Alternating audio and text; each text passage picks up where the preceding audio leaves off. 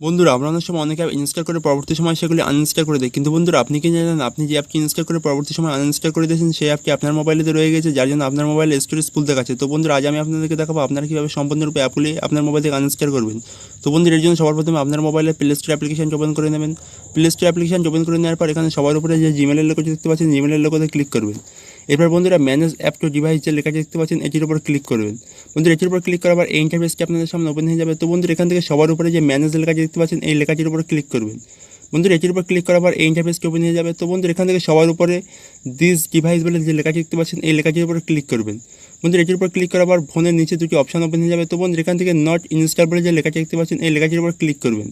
বন্ধুরা এটির উপর ক্লিক করার পর আপনি যে অ্যাপগুলি আনইনস্টল করে দিয়েছেন সেই অ্যাপগুলি পরপর চলে আসবে। তো বন্ধুরা অ্যাপগুলির পাশে যে বক্স চিহ্ন দেখতে পাচ্ছেন এই বক্স চিহ্নে ক্লিক করে টিকমার্ক করে নেবেন। বন্ধুরা টিকমার্ক করে নেওয়ার পর এখানে সবার উপরে যে চিকে চিহ্ন দেখতে পাচ্ছেন এই চিকে চিহ্ন ক্লিক করে আপনি অ্যাপগুলি সম্পূর্ণরূপে আপনার